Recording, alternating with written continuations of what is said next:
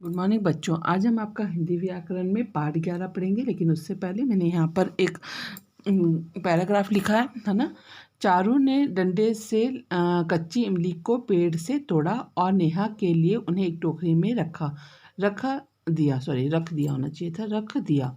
वह नेहा से बोली, अरे नेहा, इमली से चटनी बना लेना। ठीक है, तो इसी बेस पे मैं आपको क्वेश्चन बना के पूछती हूँ। इमली किसने तोड़ी? किसने तोड़ी? किसने तोड़ी इमली? बताओ। चारू ने। किसने तोड़ी? चारू ने। ठीक है, फिर दूसरा क्वेश्चन इसी से, किससे तोड़ा गया?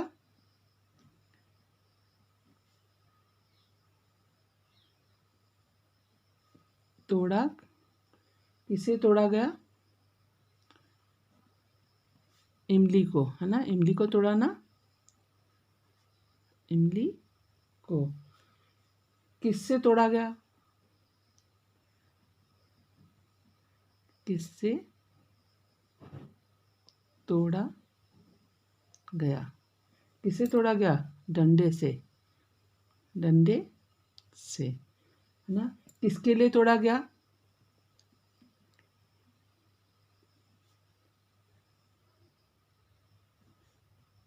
किसके लिए तोड़ा गया? किसके लिए तोड़ा गया था? नेहा के लिए। के लिए, है ना। फिर इसमें इमली कहाँ से तोड़ी?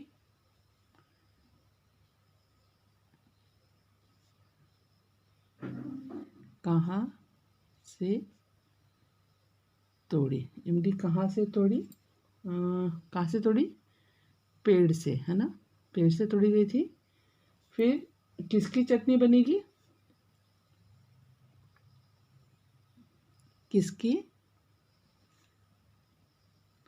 चटनी बनेगी? किसकी चटनी बनेगी? बताओ। इमली की।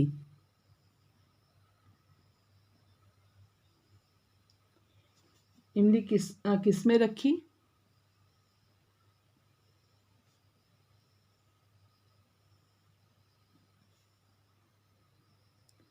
इसमें रखी, बताओ। टोकरी में।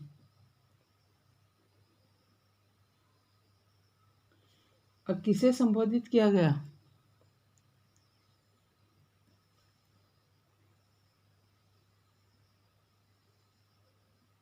किसे संबोधित किया? किसे? नेहा को।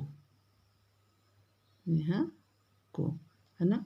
तो इसमें क्या उपयुक्त में जितने भी आपको, जैसे किसने, किसे, किससे, किसके लिए, है ना, से, किसकी, किसमें, किसे, है ना।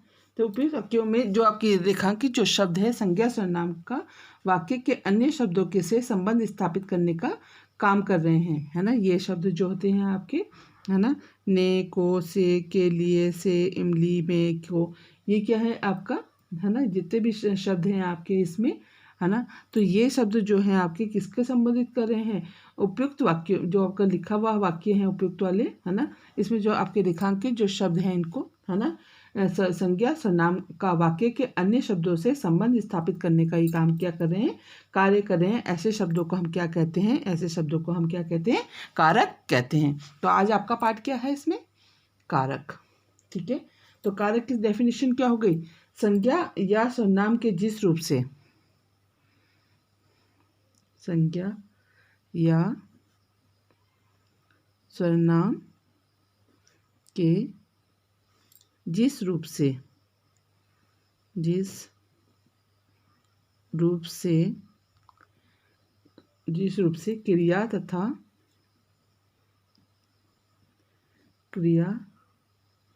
तथा वाक्य के अन्य शब्दों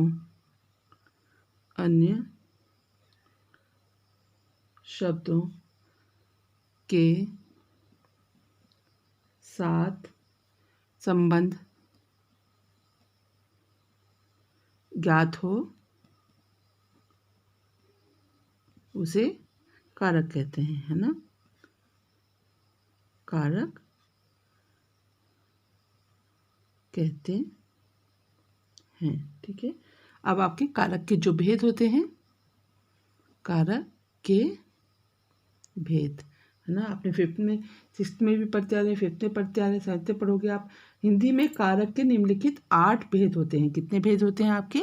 8 भेद होते हैं। ठीक है, इनके 8 जो भेद होते हैं, इसमें कर्ता पहले आता है आपका, इसमें कर्ता, फिर आता है कारक भी लिख देती हूँ, कारक, कर्ता कारक, दूसरा है आपका कर्म कारक,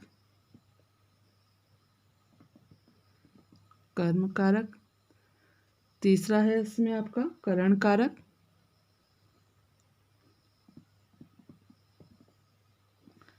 चौथा है इसमें आपका संप्रदान कारक,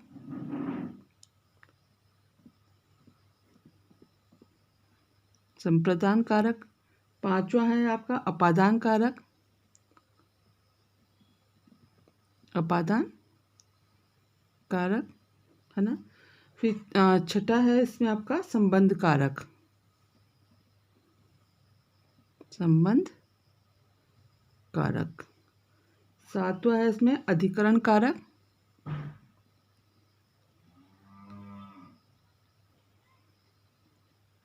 अधिकरण कारक, और आठवां है आपका से संबोधन कारक,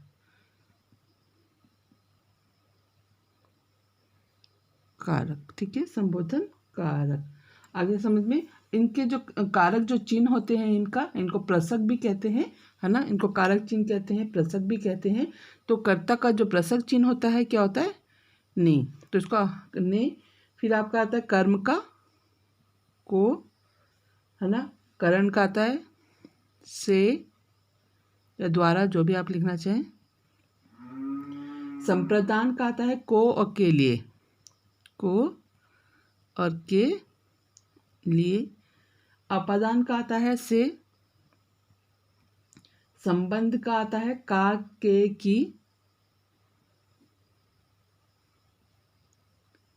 की आदि भी लिखते हैं, और भी हो सकते हैं, है ना।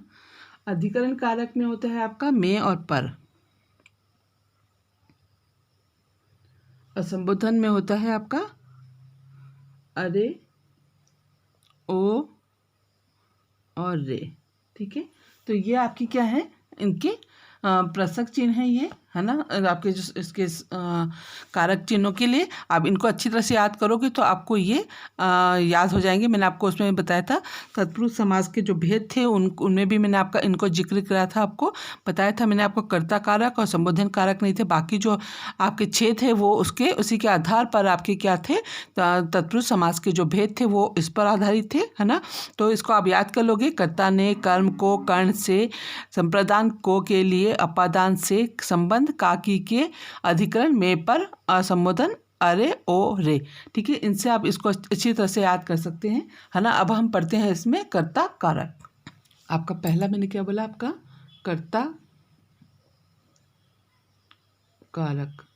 कर्ता कारक आपको पता है, कर्ता कारक का कर्ता का अर्थ होता है आपका, कर्ता का क्या अर्थ होता है आपका? करने वाला, करने वाला, कोई भी काम करने वाला कर्ता कारक कहलाता है आपका। जैसे कि गरिमा ने मधुर गीत गाया, मधुर गीत गाया। ठीक है, तो इसमें किसने काम करा, है ना, किसके द्वारा गाना गाया गया? गरिमा के द्वारा, है ना। यदि इसी को हम लिखें और जैसे कि गीता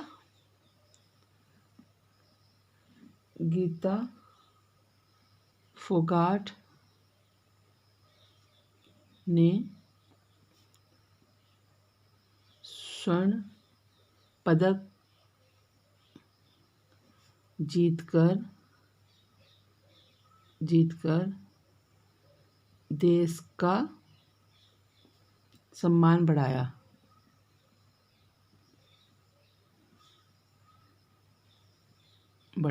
है ना। तो किसने बताया? उपयुक्त वाक्य में सम्मान बढ़ाने वाली जो कौन है?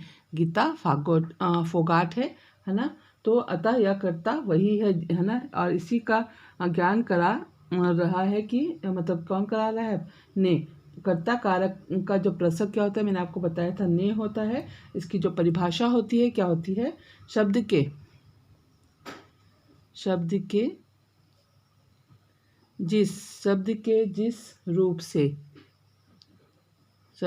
जिस रूप से क्रिया करने वाले की क्रिया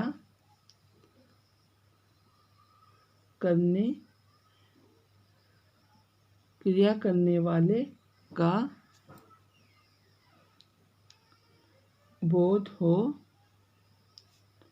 उसे कर्ता कारक कहते हैं। कर्ता कारक कहते हैं। किसे कहते हैं, शब्द के जिस रूप से क्रिया करने वाले का बोध होता है उसे हम कर्ता कारक कहते हैं। जैसे मैंने गरिमा ने मधुर गीत गाया, या फिर क्या कहते हैं, नेहा ने पुस्तक पढ़ी, या रमेश शेखर ने खाना खाया, या कुछ भी आप लिख सकते हो, है ना। तो इस तरह के जो शब्द होते हैं इनको ने, जिसमें कर्ता का प्रयोग होता है, ने उपसर्ग का प्रयोग होता है ना। शब्द के जिस रूप से क्रिया करने वाले का बोध होता है उसको हम क्या कहते हैं, कर्ता कारक कहते हैं। और उसका प्रसंग चिन्ह क्या होता है, ने होता है आपका, है ना। और कई बार ऐसा होता है कि किसी जो वाक्य में क्या होता है आपका ने प्रसंग का प्रयोग नहीं होता है ना। तो ऐसी स्थिति में हम क्या करते हैं, जैसे कि नीरा बाजार जा रही है, नीरा बाजार जा रही है। अब इसमें ने प्रसंग का तो कोई प्रयोग नहीं हुआ है, तो आप इसको कैसे पहचानोगे, है ना। इनको पहचानने के लिए कौन, किसे और किसने प्रश्नों का यदि हम प्रश्न पूछेंगे इनसे, तो इनसे उत्तर देने वाले शब्द के आधार पर ही कर्ता कारक की पहचान हो जाती है ना। जैसे कि आपका इसमें मैंने लिखा नीरा बाजार जा रही है, तो मैं इसको पूछूंगी प्रश्न आपसे, कौन बाजार जा रही है। ठीक है, कौन जा रही है बाजार, नीरा। आगे ना कर्ता कारक बाहर, है ना। जैसे कोई सेंटेंस लेते हैं, अमित कार चला रहा है, अमित कार चला रहा है। अब आप बोलेंगे किसका कैसे, कौन कार चला रहा है, कौन कार चला रहा है। इसमें प्रश्न पूछा, कौन चला रहा है, अमित, है ना। तो ये बन के आंसर आ गया। तो ये क्या है आपका, ये सभी क्या है, कर्ता कारक है ना। क्रिया या जो आपका है कार्य, क्रिया के साथ जो शब्द आते हैं, फिर आता है आपका इसमें कर्म कारक।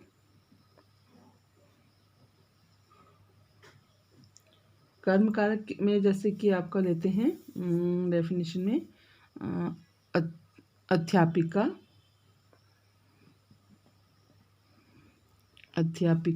छात्रों को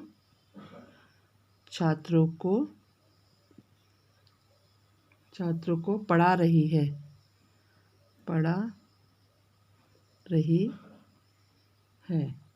है ना। तो छात्रों को पढ़ा रही है, ठीक है। इसमें यह है आपका, है ना। तो हमने इसमें भी आप प्रश्न करें किसको पढ़ा रही है, छात्रों को पढ़ा रही है ना। तो इस तरह के जो शब्द होते हैं इनको हम यदि इसको बिना उसके को शब्द के हटाए हुए कर्म कारक का क्या होता है, को होता है प्रसंग चिन्ह, है ना। यदि बिना प्रसंग चिन्ह का कोई वाक्य आए आपका, नीतू कपड़े सुखा रही है, ठीक है। लेकिन यदि आप याद रखना कि इसमें आपका कर्ता भी है और आपका कर्म भी है। यदि मैंने जिसको लेखांकित किया है और फिर मैंने एग्जाम में दिया है आपको कि इसमें से आपको कारक छांटना है, तो आप कैसे छांटोगे, जिसके नीचे रेखांकित होगा आप उसको छांटोगे, है ना। फिर इसमें नीतू क्या है, इसमें भी आपको क्या और किसको लगा के इसमें प्रश्न करोगे तब आंसर मिलता है अपने, है ना। तो नीतू क्या सुखा रही है, कपड़े, है ना। आंसर आया कपड़े।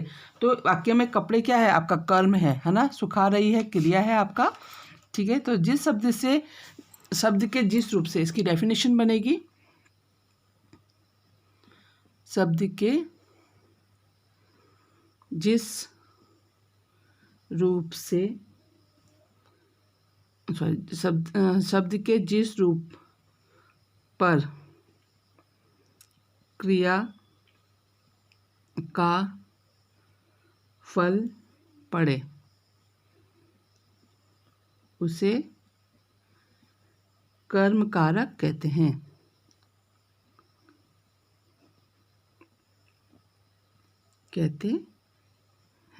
ठीक है।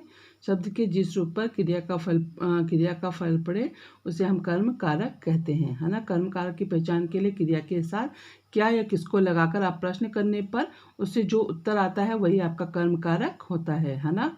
जैसे लिखा मैंने, छात्रा उत्तर लिख रही है, तो छात्रा क्या लिख रही है? उत्तर, है ना। डाकिया ने हिना को पत्र दिया, डाकिया ने किसको पत्र दिया? हिना को, है ना। तो इस तरह से ये शब्द आपके बनेंगे। फिर आता है आपका इसमें करण कारक।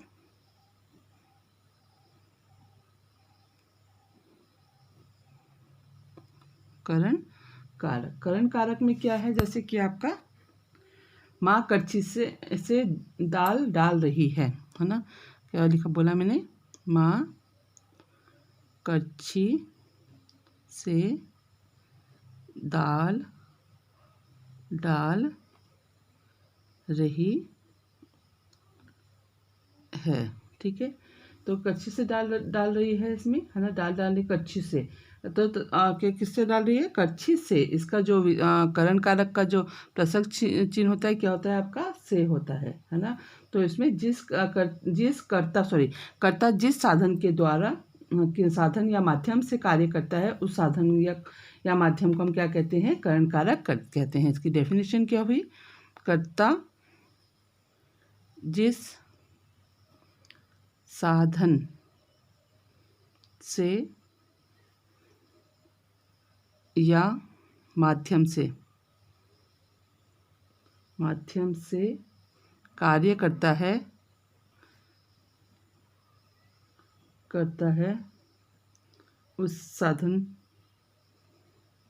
उस साधन या माध्यम को करण कारक कहते हैं, है ना। क्या कहते हैं? हम इसे करण कारक कहते हैं, है ना। तो इसको आप इस तरह से इनको करेंगे। इसमें भी आप क्रिया के साथ किससे, किसके साथ, किसके द्वारा लगाकर प्रश्न किए जाते हैं और उसी पर जब आंसर आता है तो उसका आपका अध्यापिका पेन से लिखती है। अध्यापिका पेन से लिखती है। किससे लिखती है?